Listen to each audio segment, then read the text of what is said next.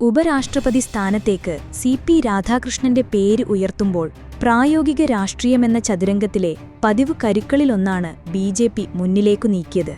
ജഗ്ദീപ് ധൻഖറിന്റെ ഒഴിവിൽ തമിഴ്നാടിന് പ്രാതിനിധ്യം നൽകാൻ ബി.ജെ.പി. തീരുമാനിച്ചത് അടുത്ത വർഷം അവിടെ നടക്കുന്ന നിയമസഭാ തിരഞ്ഞെടുപ്പ് മുന്നിൽ കണ്ടാണ്. എന്നാൽ തമിഴ്നാട്ടിൽ മാത്രം ഒതുക്കി നിർത്താവുന്ന മുഖമാണോ സി.പി. രാധാകൃഷ്ണന്റേത്? ദക്ഷിണേന്ത്യൻ സിനിമകൾ പാൻ ഇന്ത്യനായി മാറുന്ന കാലത്ത് ഒരു പാൻ ഇന്ത്യൻ സ്ഥാനാർത്ഥിയെയാണ് ബി.ജെ.പി. മത്സരത്തിനിറക്കിയത്. സി.പി. രാധാകൃഷ്ണനെ സ്ഥാനാർത്ഥിയാക്കുന്നതിലൂടെ തമിഴകത്തും രാജ്യമൊട്ടാകെയും എന്തൊക്കെയാണ് ബി.ജെ.പി. ലക്ഷ്യമിടുന്നതെന്ന് പരിശോധിക്കാം. മുൻ ഉപരാഷ്ട്രപതി ജഗ്ദീപ് ധൻഖർ ബംഗാൾ ഗവർണറായിരിക്കെ മുഖ്യമന്ത്രി മമതാ ബാനർജിയുമായി പലവട്ടം കൊമ്പുകോർത്തിരുന്നു. ഇപ്പോൾ മഹാരാഷ്ട്ര ഗവർണറായി പ്രവർത്തിക്കുമ്പോഴാണ് സി.പി. രാധാകൃഷ്ണനെ ബി.ജെ.പി. ഉപരാഷ്ട്രപതി സ്ഥാനാർത്ഥിയാക്കിയത്. രാഷ്ട്രീയത്തിൽ പെൻഷൻ പറ്റുന്നവരെയും പ്രശ്നക്കാരെയും ഒതുക്കാനുള്ള ആലങ്കാരിക പദവിയല്ല ഗവർണർ സ്ഥാനമെന്ന് ഇതിലൂടെ ബി.ജെ.പി. ആവർത്തിക്കുന്നു. ഝാർഖണ്ഡിൽ ഗവർണറായി 2023 നിയമിക്കപ്പെട്ടപ്പോൾ കേവലം 4 മാസം കൊണ്ട് സംസ്ഥാനത്തെ മുഴുവൻ ജില്ലകളിലും സഞ്ചരിച്ച് സി.പി. രാധാകൃഷ്ണൻ ജനങ്ങളുമായും ഉദ്യോഗസ്ഥരുമായും സംവദിച്ചിരുന്നു. പാർട്ടിക്ക് തൃപ്തികരമായ പ്രവർത്തനം കാഴ്ചവച്ചാൽ ഗവർണർമാർക്ക് വീണ്ടും പ്രമോഷന് അവസരമുണ്ടെന്നാണ് ജഗ്ദീപ് ധൻഖറിലൂടെയും സി.പി. രാധാകൃഷ്ണനിലൂടെയും ബി.ജെ.പി. പറയാൻ ശ്രമിക്കുന്നത്. തമിഴ്നാട്ടിൽ മാത്രം ഒതുങ്ങുന്നതല്ല രാധാകൃഷ്ണന്റെ പ്രവർത്തന മണ്ഡലം. ഝാർഖണ്ഡ്, തെലങ്കാന തുടങ്ങിയ സംസ്ഥാനങ്ങളിൽ ഗവർണറായ ശേഷമാണ് അദ്ദേഹം മഹാരാഷ്ട്ര ഗവർണറാകുന്നത്. പുതുച്ചേരിയുടെ ലഫ്റ്റനന്റ് ഗവർണറായും രാധാകൃഷ്ണൻ അധിക ചുമതല നിർവഹിച്ചിരുന്നു. ഗവർണർ എന്ന ആലങ്കാരിക പദവിയിലൊതുങ്ങാത്ത പ്രവർത്തനമായിരുന്നു അദ്ദേഹം നടത്തിയിരുന്നത്. തമിഴ്നാട്ടിൽ മാത്രം ഒതുങ്ങുന്നതല്ല രാധാകൃഷ്ണന്റെ പ്രവർത്തന മണ്ഡലം. ഝാർഖണ്ഡ്, തെലങ്കാന തുടങ്ങിയ സംസ്ഥാനങ്ങളിൽ ഗവർണറായ ശേഷമാണ് അദ്ദേഹം മഹാരാഷ്ട്ര ഗവർണറാകുന്നത്. പുതുച്ചേരിയുടെ ലഫ്റ്റനന്റ് ഗവർണറായും രാധാകൃഷ്ണൻ അധിക ചുമതല നിർവഹിച്ചിരുന്നു. ഗവർണർ എന്ന ആലങ്കാരിക പദവിയിലൊതുങ്ങാത്ത പ്രവർത്തനമായിരുന്നു അദ്ദേഹം നടത്തിയിരുന്നത്. 1998 1999 നടന്ന ലോക്സഭാ തിരഞ്ഞെടുപ്പുകളിൽ തമിഴ്നാട്ടിലെ കോയമ്പത്തൂർ മണ്ഡലത്തിൽ നിന്ന് വിജയിച്ച രാധാകൃഷ്ണന് സംസ്ഥാന ബി.ജെ.പിയിൽ വലിയ സ്വാധീനമുണ്ട്. 2004, 2014, 2019 തിരഞ്ഞെടുപ്പുകളിൽ പരാജയപ്പെട്ട അദ്ദേഹം ഏറെ നാൾ പാർട്ടിയുടെ സംസ്ഥാന അധ്യക്ഷനായും പ്രവർത്തിച്ചു. ഉപരാഷ്ട്രപതി സ്ഥാനാർത്ഥിയായി രാധാകൃഷ്ണനെ ബി.ജെ.പി. പ്രഖ്യാപിക്കുമ്പോൾ അത് തമിഴ്നാട്ടിനുള്ള അംഗീകാരമായിട്ടാണ് അവതരിപ്പിക്കപ്പെടുന്നത്. വരുന്ന നിയമസഭാ തിരഞ്ഞെടുപ്പിൽ ഈ അംഗീകാരം വോട്ടായി മാറുമെന്ന പ്രതീക്ഷയും ബി.ജെ.പിക്കുണ്ട്. കൗമാരം മുതൽ ആർ.എസ്.എസിൽ പ്രവർത്തിച്ചാണ് രാധാകൃഷ്ണൻ രാഷ്ട്രീയത്തിലേക്കെത്തിയത്. ബി.ജെ.പിയുടെ ലുക്ക് സൗത്ത് രാഷ്ട്രീയത്തിന്റെ മുഖമായി ഈ തീരുമാനം മാറിയേക്കാം. സി.പി. രാധാകൃഷ്ണൻ ഗൗണ്ടർ സമുദായത്തിൽപ്പെട്ട ആളാണ്. കേരളവുമായി അതിർത്തി പങ്കിടുന്ന തമിഴ്നാട്ടിലെ പ്രദേശങ്ങളിൽ ഇത് ബി.ജെ.പിക്ക് ഗുണകരമാവും. സി.പി. രാധാകൃഷ്ണന്റെ സ്ഥാനാർത്ഥിത്വം പ്രഖ്യാപിക്കുമ്പോൾ അദ്ദേഹത്തെ ഉപരാഷ്ട്രപതിയായി ഏകകണ്ഠമായി തിരഞ്ഞെടുക്കണമെന്ന ബി.ജെ.പി. ദേശീയ അധ്യക്ഷന്റെ അഭ്യർത്ഥനയിലെ ലക്ഷ്യമെന്താണ്? ഇന്ത്യ മുന്നണിയിലെ തീരുമാനങ്ങളിൽ കോൺഗ്രസിനൊപ്പം ആദ്യം പിന്തുണ നൽകുന്ന പാർട്ടിയാണ് ഡി.എം.കെ. തമിഴകത്ത് ഇന്ത്യ മുന്നണിയുടെ കോട്ട കാത്തുസൂക്ഷിക്കുന്നതിൽ സ്റ്റാലിന്റെ പങ്ക് വലുതാണ്. പ്രതിപക്ഷത്തെ ചെറു പാർട്ടികൾക്ക് പാർലമെന്റിൽ പ്രാതിനിധ്യം പോലും സ്റ്റാലിൻ ഉറപ്പാക്കുന്നുമുണ്ട്. തമിഴ്നാട്ടുകാരനായ രാധാകൃഷ്ണനെ ഉപരാഷ്ട്രപതി സ്ഥാനാർത്ഥിയാക്കുന്നതോടെ ഇന്ത്യ മുന്നണിയിൽ കുഴപ്പം സൃഷ്ടിച്ചുള്ള മുതലെടുപ്പും ബി.ജെ.പി. ലക്ഷ്യമിട്ടിരിക്കാം. തമിഴ്നാട്ടുകാരനെ പിന്തുണയ്ക്കാൻ ഡി.എം.കെ. ശ്രമിച്ചാൽ എതിർ സ്ഥാനാർത്ഥിയെ നിർത്താനുള്ള ഇന്ത്യ മുന്നണിയുടെ നീക്കങ്ങൾക്ക് തിരിച്ചടിയാകും. ഇനി ഇന്ത്യ മുന്നണിക്കൊപ്പം ചേർന്ന് രാധാകൃഷ്ണനെ പരാജയപ്പെടുത്താൻ ഡി.എം.കെ. കൂട്ടുനിന്നാൽ തമിഴ് വികാരം ഉയർത്താനും ബി.ജെ.പിക്കാവും. വരുന്ന തിരഞ്ഞെടുപ്പ് മുന്നിൽ കണ്ടുള്ള ബി.ജെ.പിയുടെ സുരക്ഷിത നിക്ഷേപമാണ് സി.പി. രാധാകൃഷ്ണൻ എന്ന ഉപരാഷ്ട്രപതി സ്ഥാനാർത്ഥി. ഈ നീക്കത്തെ ചെറുക്കാൻ ഇന്ത്യ മുന്നണിയും തമിഴ്നാട്ടുകാരനായ സ്ഥാനാർത്ഥിയെ രംഗത്തിറക്കുമോ എന്നതും കണ്ടറിയണം. സി.പി. രാധാകൃഷ്ണന് ഡി.എം.കെ. പിന്തുണ നൽകിയാലും അതിശയപ്പെടാനില്ല. മുൻപും രാഷ്ട്രപതി, ഉപരാഷ്ട്രപതി സ്ഥാനാർത്ഥികളുടെ പേരുകൾ ഭരണകക്ഷി പ്രഖ്യാപിക്കുമ്പോൾ പ്രതിപക്ഷത്ത് അനൈക്യം സംഭവിച്ചിട്ടുണ്ട്. യു.പി.എ. ഭരണകാലത്ത് മഹാരാഷ്ട്ര സ്വദേശി പ്രതിഭാ പാട്ടിലിനെ രാഷ്ട്രപതി സ്ഥാനാർത്ഥിയായി കോൺഗ്രസ് പ്രഖ്യാപിച്ചപ്പോൾ എൻ.ഡി.എയുടെ ഭാഗമായിരുന്നിട്ടും ശിവസേന പിന്തുണ നൽകിയിരുന്നു. മുൻ രാഷ്ട്രപതി രാംനാഥ് കോവിന്ദ് മത്സരിച്ചപ്പോഴും അന്ന് പ്രതിപക്ഷത്തായിരുന്ന ജെ.ഡി.യു പിന്തുണ നൽകിയിട്ടുണ്ട്. സെപ്റ്റംബർ 9 ഉപരാഷ്ട്രപതി സ്ഥാനത്തേക്കുള്ള വോട്ടെടുപ്പ് നടക്കുന്നത്. രാജ്യത്തിന്റെ വിവിധ ഭാഗങ്ങളിൽ പീഡിപ്പിക്കപ്പെടുന്ന സഭാസമൂഹങ്ങളും വ്യക്തികളും തനിച്ചല്ലെന്നും സഭ അവരുടെയൊപ്പം എന്നുമുണ്ടാകുമെന്നും സിറോ മലബാർ സഭ മേജർ ആർച്ച് ബിഷപ്പ്മാർ റാഫേൽ തട്ടിൽ പറഞ്ഞു. സിറോ മലബാർ സഭയുടെ 33ാമത് മെത്രാൻ സിനഡിന്റെ 2ാം സമ്മേളനം ഉദ്ഘാടനം ചെയ്ത് സംസാരിക്കുകയായിരുന്നു അദ്ദേഹം.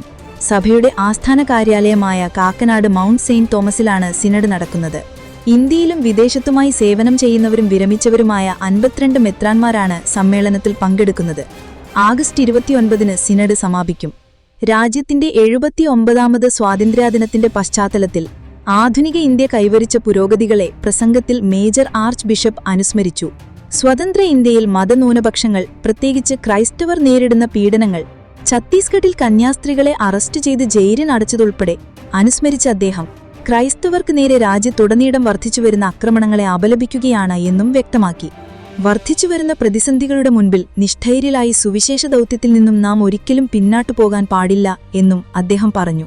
സഭയുടെ അജപാലന ശൈലിയിലും ക്രമീകരണങ്ങളിലും കാലോചിതമായി സ്വീകരിക്കേണ്ട മാറ്റങ്ങളെയും പരിഷ്കരണങ്ങളെയും കുറിച്ച് ആഴത്തിൽ ചിന്തിക്കേണ്ട ദിവസങ്ങളാണിതെന്നും മേജർ ആർച്ച് ബിഷപ്പ് ഓർമ്മിപ്പിച്ചു.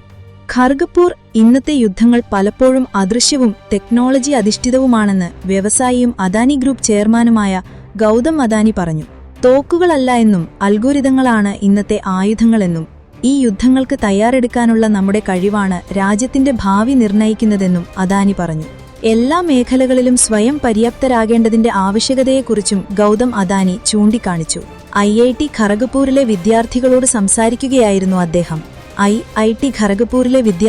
സംസാരിക്കുകയായിരുന്നു അദ്ദേഹം. പരമ്പരാഗത യുദ്ധങ്ങൾ മുതൽ ടെക്നോളജി അധിഷ്ഠിത യുദ്ധങ്ങൾ വരെ എല്ലാത്തിലും നമ്മുടെ ഭാവി തീരുമാനിക്കുന്നത് തയ്യാറെടുക്കാനുള്ള കഴിവാണ്. കാരണം ഇന്ന് നമ്മൾ പോരാടുന്ന യുദ്ധങ്ങൾ പലപ്പോഴും അദൃശ്യമാണ്. യുദ്ധം നടക്കുന്നത് സർവർ ഫാമുകളിലും ട്രെഞ്ചുകളിലുമാണ്. ആയുധങ്ങൾ അൽഗോരിതങ്ങളാണ്, അല്ലാതെ തോക്കുകളല്ല.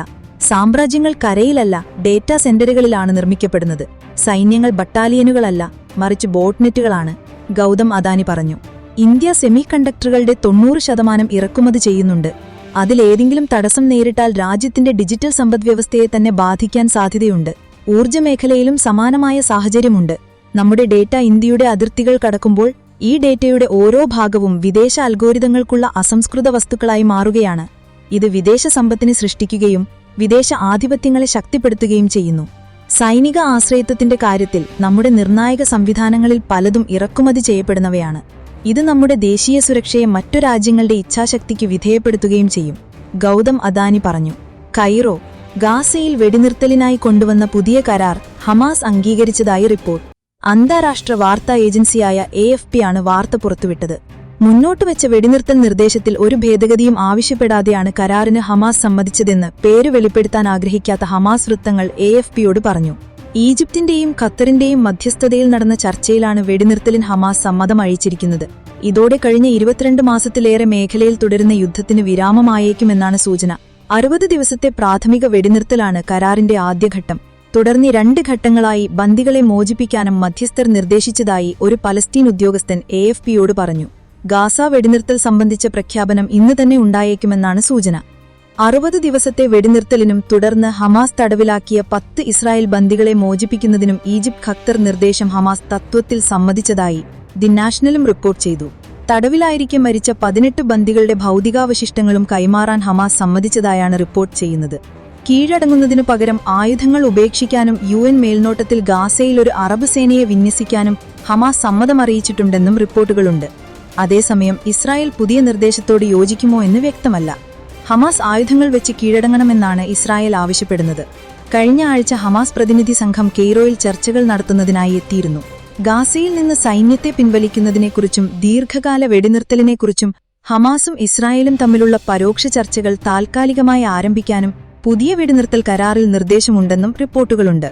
അതുവരെ മേഖലയിൽ തലസ്ഥിതി തുടരുമെന്ന് US രേഖാമൂലത്തിൽ ഉറപ്പു നൽകാനും പുതിയ വെടിനിർത്തൽ കരാറിൽ വ്യവസ്ഥയുണ്ടെന്നാണ് സൂചന. ദുഷ്കരമായ കാലഘട്ടത്തിനു ശേഷം ഇന്ത്യയും ചൈനയും ഉഭയകക്ഷി ബന്ധവുമായി മുന്നോട്ടു പോകുകയാണെന്ന് വിദേശകാര്യമന്ത്രി S ജയശങ്കർ പറഞ്ഞു. ചൈനീസ് വിദേശകാര്യമന്ത്രി വാങ്ങിയുമായുള്ള കൂടിക്കാഴ്ചയിലാണ് ജയശങ്കർ ഇന്ത്യ-ചൈന ബന്ധത്തെക്കുറിച്ച് സംസാരിച്ചത്. അതിർത്തിയിൽ സംഘർഷാവസ്ഥ ലഘൂകരിക്കണമെന്നും സമാധാനം നിലനിർത്തുന്നതിനാണ് പ്രാധാന്യമെന്നും S ജയശങ്കർ കൂടിക്കാഴ്ചയിൽക്കിടയിൽ പറഞ്ഞു. നമ്മുടെ ബന്ധങ്ങളിൽ പോസിറ്റിവിറ്റി നിലനിർത്തുന്നതിന് അതിർത്തി പ്രദേശങ്ങളിൽ സമാധാനവും ശാന്തിയും സംയുക്തമായി നിലനിർത്തണം. സംഘർഷം ലഘൂകരിക്കാനുള്ള പ്രക്രിയ മുന്നോട്ടു കൊണ്ടുപോകേണ്ടതും അത്യാവശ്യമാണ്. എല്ലാതരം ഭീകരവാദത്തിനെതിരായ പോരാട്ടത്തിനാണ് ഇനി 2 രാജ്യങ്ങളും മുൻഗണന നൽകേണ്ടത്. ഈ വിഷയത്തിൽ നമ്മുടെ കാഴ്ചപ്പാടുകൾ പങ്കുവെക്കുന്നതിനായി ഞാൻ ആഗ്രഹിക്കുന്നു. നിലവിലെ സാഹചര്യത്തിൽ ഗോകുല സമ്പദ്വ്യവസ്ഥയിൽ സ്ഥിരത നിലനിർത്തുകയും അത് വർദ്ധിപ്പിക്കുകയും ചെയ്യേണ്ടത് അനിവാര്യമാണ്. ന്യായവും സന്തുലിതവുമായൊരു ലോകാതിക്രമമാണ് ഇന്ത്യ ആഗ്രഹിക്കുന്നത്. ശക്തമായ മഴ തുടരുന്ന സാഹചര്യത്തിൽ പാലക്കാട് ജില്ലയിലെ എല്ലാ വിദ്യാഭ്യാസ സ്ഥാപനങ്ങൾക്കും നാളെ അതായത് ഓഗസ്റ്റ് 19 അവധിയായിരിക്കുമെന്ന് ജില്ലാ കളക്ടർ അറിയിച്ചു. കനത്ത മഴയും കാറ്റും കാരണം പല സ്ഥലങ്ങളിലും വെള്ളക്കെട്ട് രൂപപ്പെട്ടതും കുട്ടികളുടെ സുരക്ഷ കണക്കിലെടുത്തും ദുരന്ത സാഹചര്യം ഒഴിവാക്കുന്നതിനുള്ള മുൻകരുതൽ നടപടിയുടെ ഭാഗമായിട്ടാണ് അവധി പ്രഖ്യാപിച്ചത്. അംഗനവാടികൾ, നഴ്സറികൾ, കേന്ദ്രീയ വിദ്യാലയങ്ങൾ, CBSE, ICSE സ്കൂളുകൾ, കിൻഡർഗാർഡൻ, മദ്രസകൾ, സ്വകാര്യ ട്യൂഷൻ സെന്ററുകൾ എന്നിവ ഉൾപ്പെടെയുള്ള സ്ഥാപനങ്ങൾക്ക് അവധി ബാധകമാണ്. കോളേജുകൾ, പ്രൊഫഷണൽ കോളേജുകൾ, മുൻകൂട്ടി നിശ്ചയിച്ച പൊതുപരീക്ഷകൾ, അഭിമുഖങ്ങൾ, നവോദയ വിദ്യാലയം, റെസിഡൻഷ്യൽ രീതിയിൽ പഠനം നടത്തുന്ന മോഡൽ റെസിഡൻഷ്യൽ സ്കൂൾ എന്നിവയ്ക്ക് അവധി ബാധകമല്ല. അതേസമയം സ്കൂൾ പരീക്ഷകൾക്ക് അവധി ബാധകമായിരിക്കുമെന്ന് ജില്ലാ കളക്ടർ അറിയിച്ചു. നഷ്ടപ്പെടുന്ന അധ്യയന ദിവസങ്ങൾക്ക് പകരം പ്രവൃത്തി ദിവസങ്ങൾ ക്രമീകരിക്കാൻ വിദ്യാഭ്യാസ വകുപ്പ് നടപടിയെടുക്കണമെന്ന് ജില്ലാ കളക്ടർ അറിയിച്ചു.